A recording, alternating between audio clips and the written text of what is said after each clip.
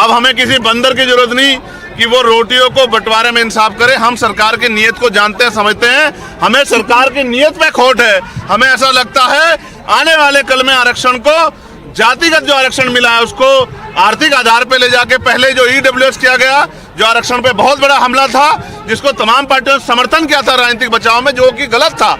और अब जो है एक और जो फॉर्मूला और उसके बाद कोई नया फॉर्मूला लाके इस देश में जो बाबा साहब अम्बेडकर ने संवैधानिक आरक्षण दिया है, संरक्षण के तौर पे, हिस्सेदारी के तौर पे, उससे खत्म करने का प्रयास किया जा रहा है। हम लोग इसे किसी कीमत पे खत्म नहीं होने देंगे।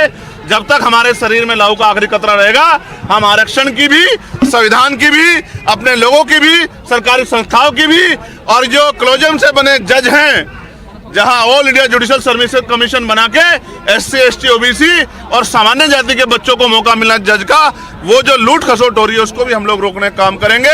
हम इन सरकारों को, मानववादी सरकारों को दिन में तारे दिखा देंगे, ना भाईचारा टूटने देंगे, ना अपने अधिकार लूटने देंगे। और किसी भी कीमत पे जब भी सरकार द्वारा कोई हमला होगा, हम लोग घर नहीं बैठेंगे। संकल्प के साथ आए लोग हम लोग मैदान में। आप एक मजबूत आवाज के रूप में उभरे हैं पार्लियामेंट के भीतर और तमाम मुद्दों पे आपने अपनी बात रखी।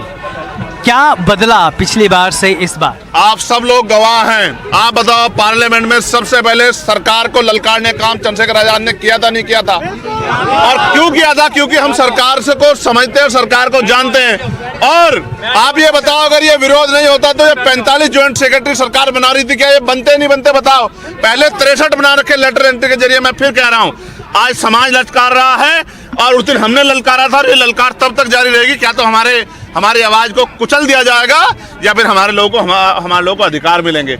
हम बेवकूफ लोग नहीं हैं। हम बाबा साहब अम्बेडकर को मानने वाले लोग हैं। और सत्ता में बैठे लोगों को देखिए, किसी प्रदेश में लाठी नहीं लगी अभी। सबसे पहली लाठी अगर लगी तो बिहार में NDA की जो सरकार है उनके नेतृत्व में लगी, जिस सरकार ने आदेश दिया कि लाठियों से पीटो, आंदोलन कुछ लो। और उसका परिणाम देखिए, एक SDM को पीट दिया। उनको पीटना है, उनको ये नहीं देखना कि वर्दी से बाहर जो है वो SC ST OBC है, कोई अधिकारी कर्मी, उनको पीटना है। उनका लक्ष्य है पीटना। वो लाठियों से हम लोग डरने वाले नहीं। हम लाठियां छोड़िए, हम पिछले आंदोलन में हमने कुर्बानियां दी थी, हमने शहीदगी दी थी। हम लाठियों से नहीं, हम गोलियों से नहीं भी डरेंगे। अगर समाज के अधिकार बचाने की बारी आई, हम बाबा साहब को मानने वाले लोग हैं, हमारे और काशीराम साहब को मानने वाले लोग हैं, हम महामना रामस्वरूप वर्मा जी को मानने वाले लोग हैं, हम दीना माना वाल्मीकि जी को मानने वाले लोग हैं। मैं आपको स्पष्ट कर दूं, लाठी क्या, गोली भी चल जाए, हमारे खून का कतरा भी बह जाए, हम अपने अधिकारों को इतनी आसानी से इन सरकारों को छीनने नहीं देंगे, लूटने नहीं देंगे। मैं फिर आपको कह रहा हूं कि लाठी गोलियों का हिसाब आने वाले समय में समाज सूद समेत करेगा। इस बात का भी मैं सरकार को वचन देता हूं।